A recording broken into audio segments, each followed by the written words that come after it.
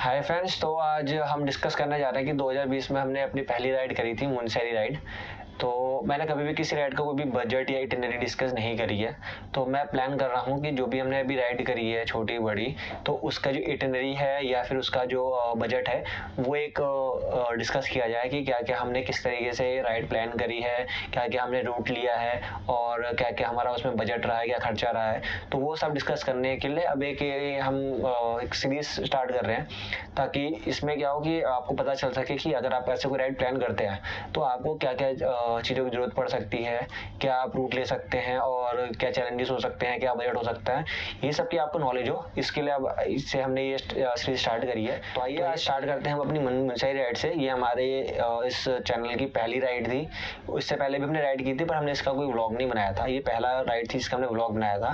तो आज जो ये सीरीज की स्टार्टिंग है ये भी हम इसी से ही करेंगे। हालांकि ये राइड हमने 2020 में करी थी, बट क्योंकि हमारी पहली राइड है और ये सीरीज की पहली वीडियो है तो इसका होना तो जरूरी था। तो चलिए आइए डिस्कस करते हैं अपनी मुनस्यारी राइड। तो फ्रेंड्स, अब बोर्ड रेडी है तो अभी इटनरीज के डिस्कस कर लेते हैं कि मुनस्यारी राइड में हम कहाँ कहाँ गए थे, कहाँ कहाँ हमने स्टे किया था। तो आइए क्लोजअप लेते हैं बोर्ड का।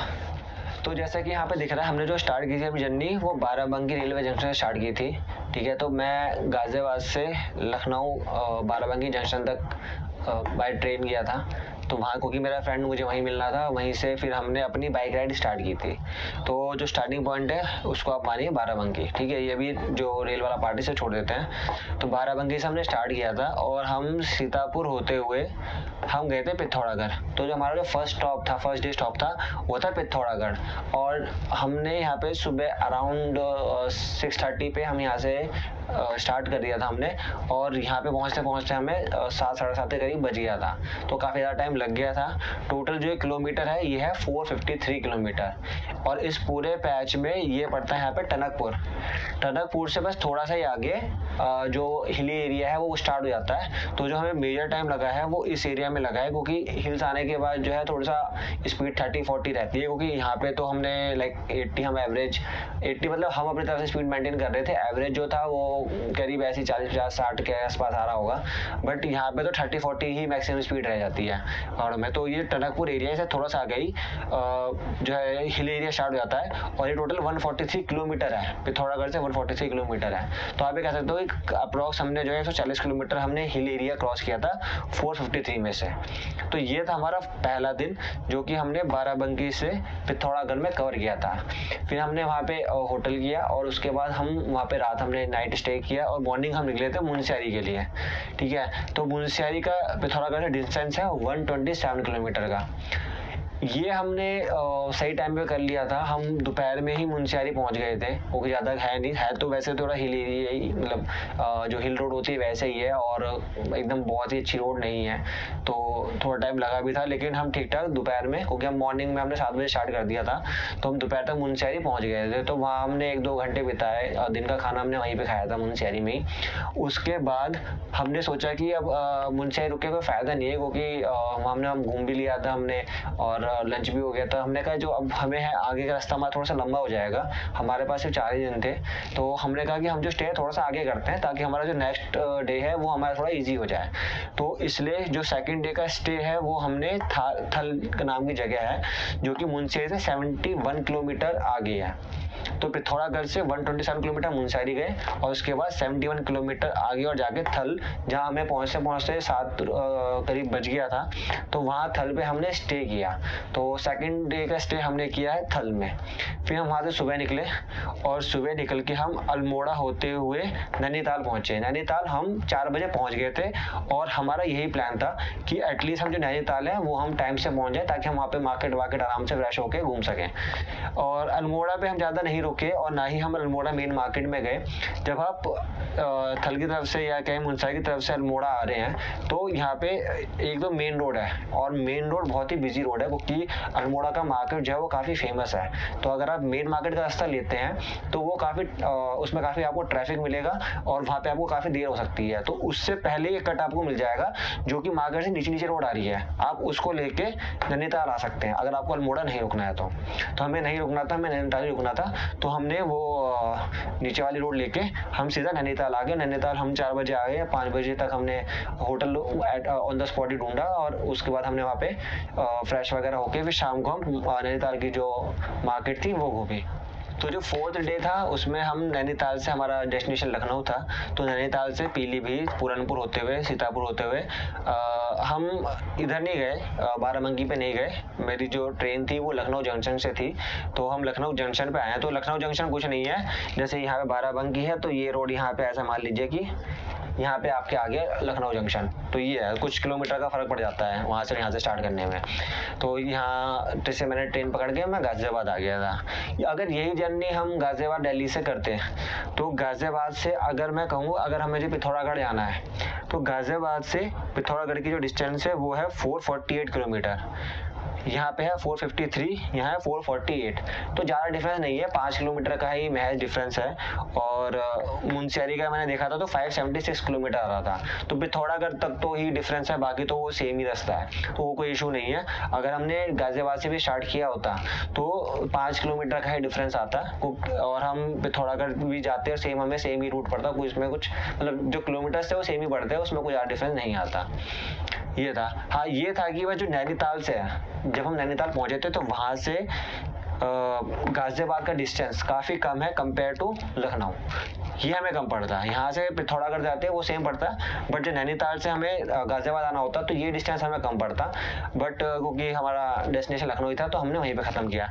तो ये था हमारा पूरा रूट, ठीक है। First day from Lucknow Barabanki junction to Pithoragarh, second day Pithoragarh to Munsiyari होते हुए थल, थर्ड डे हम थल से नैनीताल तक गए थे और जहाँ हमने अच्छा खासा रेस्ट भी किया था और घूमे भी थे। उसके बाद फिर हम 4th डे हमारा नैनीताल टू लखनऊ, ये 4th डे था। अब इसमें अगर मैं ट्रेन ट्रैवलिंग टाइम भी जोड़ दूंगा तो एक दिन ट्रैवलिंग का भी है कि एक दिन मैं गाजियाबाद से लखनऊ गया और एक दिन मैं लखनऊ से गाजियाबाद वापस आया। तो ये था हमारे टोटल नंबर ऑफ डेज। अब इसका जो डिस्कस करते हैं कि इसमें हमारा टोटल जो कॉस्टिंग आई थी वो कितनी आई थी। तो चलिए अब डिस्कस करते हैं कि क्या बैठा बजट, तो कितना दाम लगा। तो हमारा पहला स्टे था पिथौरागढ़, दूसरा स्टे था हमारा थल और तीसरा स्टे था हमारा नैनीताल। ये हमारे पास 3 स्टे थे, ठीक है। तो पिथौरागढ़ में जो हमने रूम लिया वो 1000 रुपीज़ का था। थल में हमने जो रूम लिया वो 800 रुपये का था और नैनीताल में हमने जो रूम लिया क्योंकि वो माल रोड के पास लिया था इसलिए हमें वो पड़ा 1400 रुपये का। तो अगर टोटल देखा जाए तो जो होटल का हमारा स्टे था वो 4 2 12,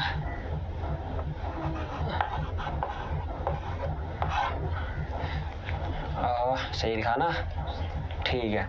तो 3200 का हमारा टोटल स्टे था। किलोमीटर की बात करूं तो पिथौरागढ़ पहुंचने के हमें लगे थे 453 किलोमीटर्स।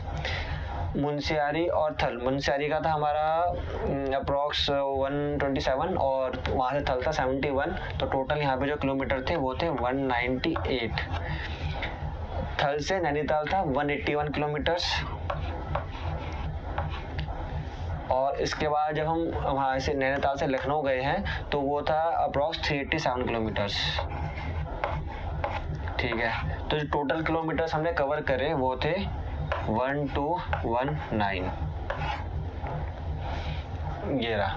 तो टोटल किलोमीटर 1219 किलोमीटर हमने कवर करे थे और ये 2020 की राइड है, ठीक है। तो उस टाइम जो पेट्रोल था वो अप्रॉक्स 71-72 था, तो मैं सेफर साइड 72 ले लेता हूँ। तो जो पेट्रोल हम ले लेते हैं वो 72 रुपीज़ ले लेते हैं फिलहाल, ठीक है। 1219 किलोमीटर हम चले थे और हमारे पास थी पल्सर 160 NS, तो उसका माइलेज उस टाइम पे अच्छा था, तो 45 का वो माइलेज दे रही थी।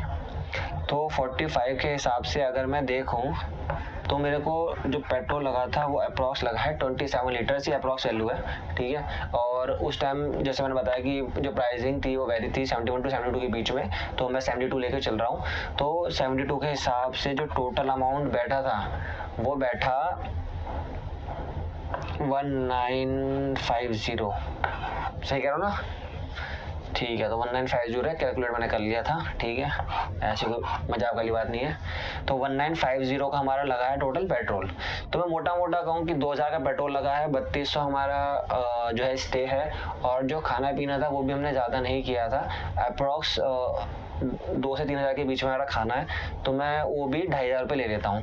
तो अगर मैं टोटल इनको सम कर दूँ, यहाँ पे एक लाइन कर लेते हैं, सम कर दूँ तो 3200, 2000 का पेट्रोल और खाने में 2500,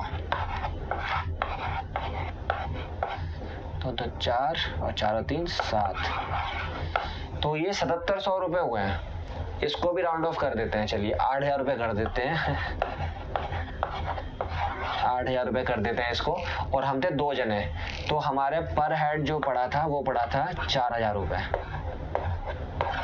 तो ये 4 डेज राइड जहाँ हमने 3 डेज स्टे किया है, ठीक है, और एक जो है वो हमने अच्छे खासे होटल में और नैनीताल के पास स्टे किया था, हमें पर पर्सन वो पड़ा है 4000 रुपीज़।